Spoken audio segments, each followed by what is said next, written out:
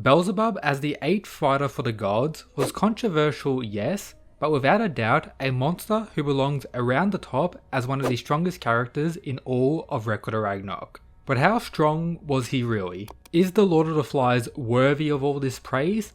I'll explain everything in today's video, including who he would and wouldn't win against out of the 14 fighters before him.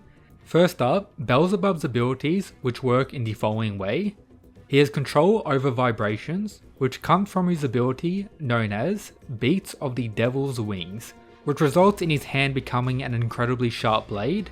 Beelzebub with a slight twist of his staff can even do this amount of damage, explained in the series as, he can send attacks in the form of sound waves that destroy solid objects or even earthquakes from shaking the ground. Hermes claims that even if you know what the cause is, it's nigh impossible to counteract. Tesla provided the impression that it's so strong he would have been cut in two even through his armor, which was created by the greatest mind in human history, with the magical power of a Valkyrie on top of that, meaning it's pretty much durability negating and unblockable. Thus, as Goal states, that kind of ability is way too broken. The Staff of Olympus is his divine weapon and was given to him from Hades, once again something that's very broken. This is what it does. Used to create a wall of vibrations that can easily block an attack, stated to be a one-shot, and when used for attacking it can overpower Tesla, combining two of those one-shot punches. As such, it amplifies Beelzebub's base power. For example, when wielded by his left hand, it becomes a shield that can even repel the almighty Thunderhammer, and when wielded by his right hand, it becomes a blade that can even destroy the armor of the gods. Let's break this down a little more. His vibration shield can repel the strongest divine weapon, Thor's hammer, and can even destroy any god's armor, which I guess is also implying that God's armor is superior to human armor, which is to be expected, resulting in Brynhilde to outright state, he is the god who wields both the sharpest spear and the mightiest shield, simply broken. You may be wondering how much of an increase this staff provides to his regular shield or attack. All we know is Tesla stating that his attack was many times more powerful, so take that however you want. But you can clearly see the degree of the increase when a regular slash turns into this huge wave doing crazy damage like this. He can even use his vibrations to amplify one another, unleashing various types of combos. So just simple vibrations is quite complex and very, I guess, overpowered. Then we have his most powerful attack, known as Chaos. This involves combining his defense and offense hands, creating dense vibrations which result in this explosion. Something so strong it's a forbidden technique branded as taboo. Most likely Hades was the one who forbid this technique based on these implications. It also damages Beelzebub when he uses it. However, there is more, which makes me believe this technique is one of the best in the whole series. First, this is what Tesla needed to do just for survival. It seems he had no other choice. He used one of his super Tesla coils in order to achieve maximum instantaneous output, which he used to partly offset that devilish vibration technique. However, just touching this attack is enough for Beelzebub to claim victory. Tesla explains the following. The characteristics of its vibration, it seems that the inside of my body has been significantly damaged from the moment I touched that spherical vibration. Meaning just touching part of this attack will result in major internal damage, which could very well one-shot most fighters who don't, for an example, have a suit of armor to keep them going. And look at the size of the explosion as well. Good luck to anyone else Beelzebub faces. When it comes to bonus things we got for Beelzebub, upon seeing Hajun, he didn't give much of a reaction, just saying oh, so that is what became of that, seeing it as a little side project if I'm being honest.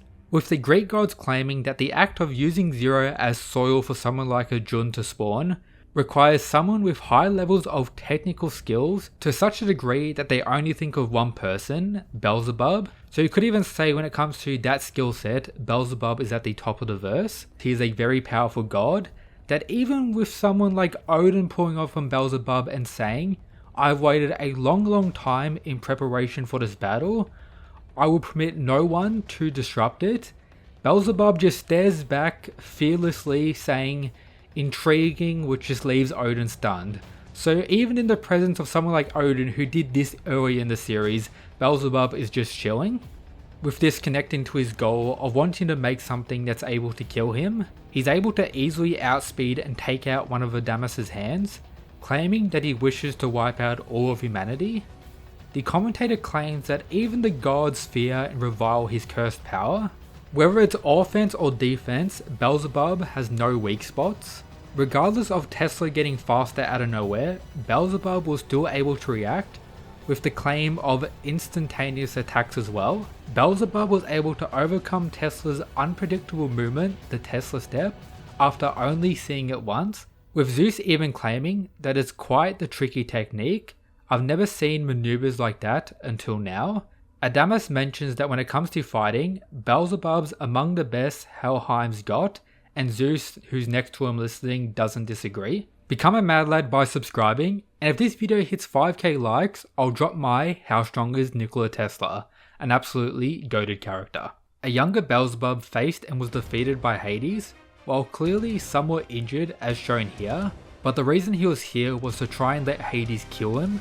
And if you take this as Hades being stronger than Beelzebub, just look at this panel of Hades leaving while stating, "If the answer you find is still that you wish to be killed by me, then come back to me when you're in actual fighting shape," meaning Beelzebub during this fight wasn't in peak condition whatsoever.